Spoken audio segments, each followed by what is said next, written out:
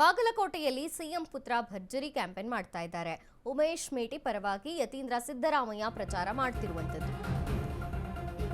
ಬಾಗಲಕೋಟೆಯ ಉಪಚುನಾವಣೆ ಸಿಎಂ ಪುತ್ರ ಭರ್ಜರಿ ಕ್ಯಾಂಪೇನ್ ಮಾಡ್ತಾ ಇದ್ದಾರೆ.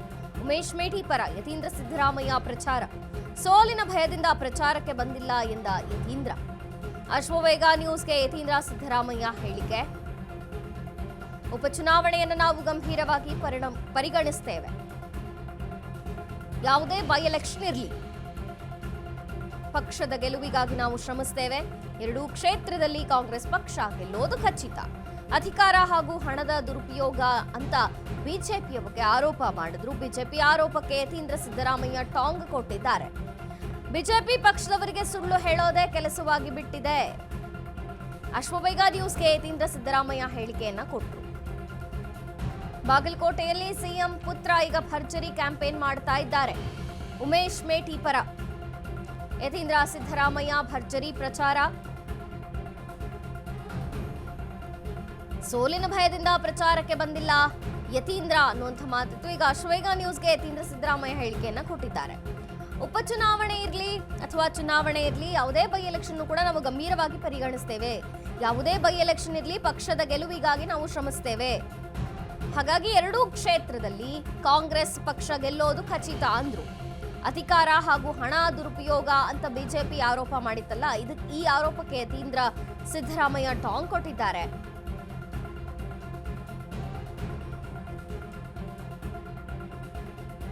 ಬಿಜೆಪಿ ಅವರಿಗೆ ಸುಳ್ಳು ಹೇಳೋದೇ ಕೆಲಸವಾಗಿದೆ.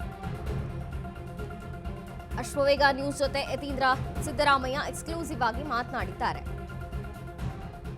ಬಾಗಲಕೋಟೆಯಲ್ಲಿ ಉಪಚುನಾವಣೆ ಕಾವು ದಿನಕ್ಕೆ ರಂಗೇರುತ್ತಿದ್ದು, ಏನು ಮುಖ್ಯಮಂತ್ರಿ ಸಿದ್ದರಾಮಯ್ಯನವರು ಒಂದು ಕಡೆ ಪ್ರಚಾರ ಮಾಡ್ತಿದ್ದಾರೆ, ಅವರ ಪುತ್ರ ಯತೀಂದ್ರ ಅವರು ಇನ್ನೊಂದು ಕಡೆ ಪ್ರಚಾರ ಮಾಡ್ತಿದ್ದಾರೆ.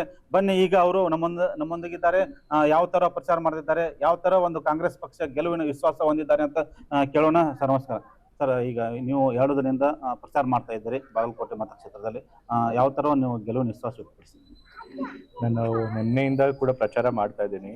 ಮುಖ್ಯವಾಗಿ ಗ್ರಾಮೀಣ ಭಾಗಗಳಲ್ಲಿ ನಾನು ಪ್ರಚಾರ ಮಾಡ್ತಿದ್ದೀನಿ. ಹೋದ ಕಡೆ ಎಲ್ಲ ಜನ ಉತ್ತಮವಾಗಿ ಸ್ಪಂದಿಸಿದ್ದಾರೆ. ಎಲ್ಲರೂ ಕೂಡ ಮೇಟಿ ಅವರು ಬಗ್ಗೆ ಅಭಿಮಾನ ಇದೆ, ಅವ್ರು ಮಾಡಿರೋ ಕೆಲಸ ಬಗ್ಗೆ ಅಭಿಮಾನ ಇದೆ. ಹಾಗಾಗಿ ಅವ್ರ ಬಗ್ಗೆ ಒಂದು ಸಹಾನುಭೂತಿ ಇದೆ ಕೂಡ ಇದೆ. ಹಾಗಾಗಿ ಅವ್ರು ತೀರ್ಕೊಂಡಿದ್ದು ಅವ್ರ ಕುಟುಂಬದವ್ರಿಗೆ ಮತ ಹಾಕೋದ್ರ ಮೂಲಕ ಮೇಟಿ ಅವ್ರಿಗೆ ಗೌರವ ಸಲ್ಲಿಸಬೇಕು ಅಂತ ಒಂದು ಭಾವನೆ ಕೂಡ ಇದೆ.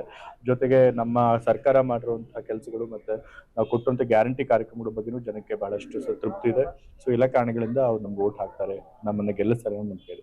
ಸರಿ, ಕಳೆದ 2 ದಿನದಿಂದ ಒಂದ್ ಕಡೆ ತಂದೆಯವರು ಪ್ರಚಾರ ಮಾಡ್ತಿದ್ರಿ, ಇನ್ನೊಂದು ಕಡೆ ನೀವು ಮಾಡ್ತಾ ಇದ್ರಿ.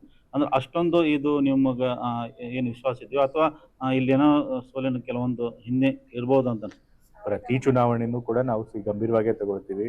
ಈ ಚುನಾವಣೆ ಎಲ್ಲ, ಯಾವಾಗ ಉಪಚುನಾವಣೆ ಬಂದಾಗ್ಲೂ ಕೂಡ ನಮ್ಮ ಪಕ್ಷದ ಎಲ್ಲಾ MLA-MLCಗಳನ್ನು ಕೂಡ ಉಪಚುನಾವಣೆಗೆ ಪ್ರಚಾರಕ್ಕೆ ಹೋಗ್ಬೇಕು ಅಂತ ಹೇಳಿ ಸೂಚನೆ ಕೊಡ್ತಾರೆ. ಈ ಬಾರಿನೂ ಕೂಡ ನಮಗೆ ಎಲ್ಲಾ MLA-MLCಗಳು CLP ಮೀಟಿಂಗ್ ಅಲ್ಲಿ ಕರೆದು ಸುರ್ಜೇವಾಲ ಅವರು, ನಮ್ಮ ACC ಜನರಲ್ ಸೆಕ್ರೆಟರಿ ಅವರು ಹೇಳಿದ್ರು, ಪ್ರತಿಯೊಬ್ಬರು MLA-MLCಗಳು ಕೂಡ ಯಾರು ಒಂದು ಕ್ಷೇತ್ರದಲ್ಲಿ 10 ದಿವಸಗಳು ಪ್ರಚಾರ ಮಾಡಲೇಬೇಕು ಅಂತ ಹೇಳಿ. ಸೊ ಹಾಗಾಗಿ ಅವರ ಸೂಚನೆ ಮೇರೆಗೆ, ಮುಖ್ಯಮಂತ್ರಿಗಳ ಸೂಚನೆ ಮೇರೆಗೆ, ಅಧ್ಯಕ್ಷರ ಸೂಚನೆ ಮೇರೆಗೆ ನಾವು ಬಂದಿದ್ದೀವಿ ಇಲ್ಲಿಗೆ. ಸೊ ನಾವೆಲ್ಲ MLA-MLCಗಳು ಕೂಡ ಯಾರ್ಯಾರು ಇಲ್ಲಿ ಬಂದಿದ್ದೀವಿ, ನಾವು ನಮ್ಮ ಒಂದು ಪಂಚಾಯತಿ ಜವಾಬ್ದಾರಿ ಕೊಟ್ಟಿರ್ತಾವೆ, ಒಂದು ಜಿಲ್ಲಾ ಪಂಚಾಯತಿ ಅಥವಾ ಗ್ರಾಮ ಪಂಚಾಯತಿಗಳು. ಸೊ ನಮ್ಗೆ ಕೊಟ್ಟಿರುವಂತಹ ಜವಾಬ್ದಾರಿ ಕೊಟ್ಟಿರುವಂತಹ ಪಂಚಾಯತಿಗಳು ನಾವು ಪ್ರಚಾರ ಮಾಡ್ತಾನೆ ಇರ್ತೀವಿ. ಸರಿ, ಈ ಸಲ ಅಭಿವೃದ್ಧಿ ಮುಖ್ಯ ಆಗುತ್ತೋ ಅಥವಾ ಅನುಕಂಪ ಮುಖ್ಯ ಆಗುತ್ತೆ? ಎರಡೂ ಕೂಡ ಮುಖ್ಯ ಆಗುತ್ತೆ. ಇವಾಗ ಅಭಿವೃದ್ಧಿ ಮಾಡದೆ ಹೋದ್ರೆ ಜನ ಕೋಪ ಮಾಡ್ಕೊಂಡಿರ್ತಾರೆ. ಮತ್ತೆ ಯಾರು ಶಾಸಕರು ತೀರ್ಕೊಂಡಿರ್ತಾರೆ, ಅವ್ರು ಒಳ್ಳೆ ಕೆಲಸ ಮಾಡಿಲ್ಲ ಅಂದ್ರೂ ಕೂಡ ಅವ್ರ ಬಗ್ಗೆ ಅನುಕಂಪ ಇರಲ್ಲ. ಆದ್ರೆ ಮೀಟರ್ ಒಳ್ಳೆ ಕೆಲಸ ಮಾಡಿದರೆ ನಾವು ಸರ್ಕಾರ ಮಾಡೋ ಕೆಲಸದ ಬಗ್ಗೆನೂ ಜನಕ್ಕೆ ಒಳ್ಳೆ ಅಭಿಪ್ರಾಯ ಇದೆ. ಹಾಗೆ ಎರಡೂ ಕೂಡ ವರ್ಕ್ ಆಗುತ್ತೆ. ಈ ಸಲ ಬಿಜೆಪಿ ಒಂದು ಆರೋಪ ಮಾಡ್ತಿದ್ದಾರೆ, ಯಾಕಂದ್ರೆ ಆಡಳಿತ ಕಾಂಗ್ರೆಸ್ ಪಕ್ಷ ಇರೋದ್ರಿಂದ ಆಡಳಿತ ದುರುಪಯೋಗ ಮತ್ತು ಹಣದ ಇಲ್ಲೇ ಹೊಳೆ ಹೋಲಿಸಿಕೆ ಗೆಲ್ಲೋ ಪ್ರಯತ್ನ ಮಾಡ್ತಾರೆ.